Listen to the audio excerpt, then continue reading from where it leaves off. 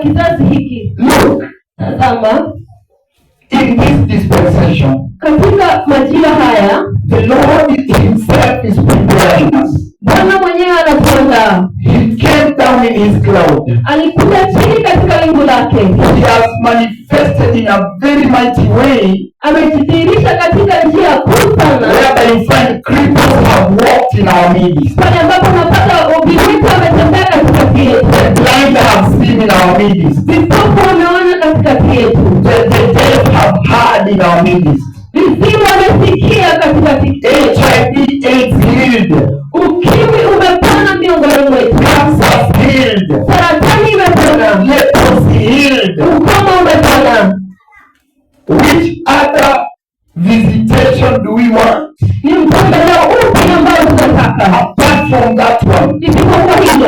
And that is what now announces to the world. Na hiyo ambayo inatangazia dunia. That is what announces to the world. Ni hilo ambalo linatangazia dunia. That indeed time is over. Ya kwamba kwa kweli wakati umeisha. The Lord has already sent his promised messengers. Bwana tayari ametuma wajumbe wake ambao wajahidi. To come and prepare the church for the coming of the Messiah. Ambao walikuwa kujiandaa kanisa kwa ajili ya kurudi kwa Masia. And now our obligation, na sasa kazi yetu, is to rejoice in the Lord. Ni kufurahia kwa Bwana. Rejoice for the opportunity. Kufurahia kwa sababu ya tunuku that the Lord has given us. ambaye Bwana ametupatia. Repent our sins. Tutubu dhambi zetu. Walk in righteousness and holiness. Tutembea katika haki na utakatifu. Because we know the dispensation we are in. Kwa sababu tunajua majira ambayo tuko ndani yake. We have seen everything. Tumeona kila kitu. You can hear the servants of the Lord correcting the church. Tunaweza sikia watumishi wa Bwana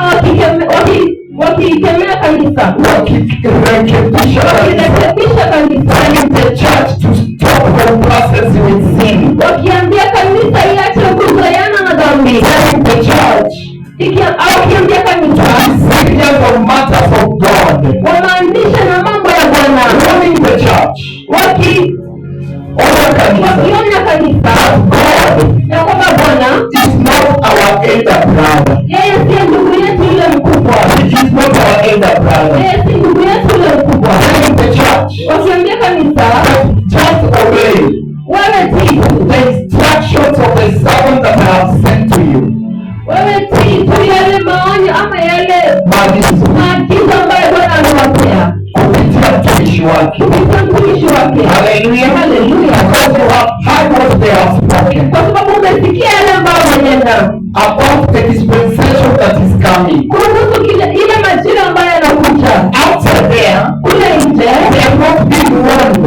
Hawaoni. They don't know what is taking place. Hawajui kile ambacho kinafanyika. They even don't know hata hawajui the tabernacle of the Lord is being constructed in the land. Ya kwamba hekalu la Bwana linajengwa huku nchini. They do not know. Hata hawajui. They do not know hata hawajui that the Messiah is coming. ya kwamba Masia anarudi. But for us we know. Lakini sisi tunajua. And that is why you have heard the coordinator saying na ndipo umesikia mshirikisho akisema that this is a different church. Hii ni kanisa tofauti. Totally different. Tofauti kabisa. So then let us act as if we are different. Kwa hivyo wacha tujiendeleze kana kwamba sisi ni tofauti. Yes, let us handle the things of the Lord with fear. Wacha tutumikie Bwana na mambo yake katika hofu. Yes. So that the outside people can see. Ili kwamba watu kule nje wapate kuona. Desire. Na watamani. Watamani. Hallelujah. Hallelujah. So that they come in. Ili kwamba wapate kuja huko ndani. So is the kingdom ready? Iko tayari? So wapenda nataka tuabudu Bwana. I just want us to worship the Lord. Nataka tuabudu Bwana kabisa. Mungu mwenye ulikuwa unabudu.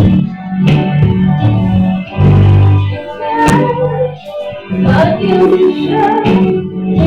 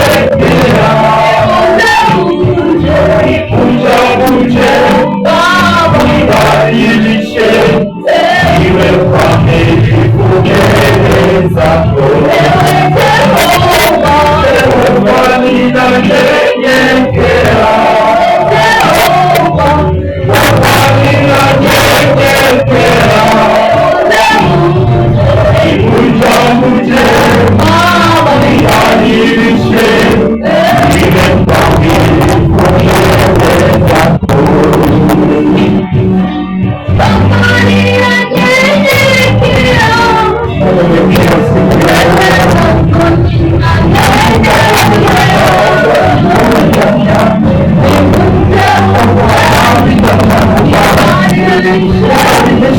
you.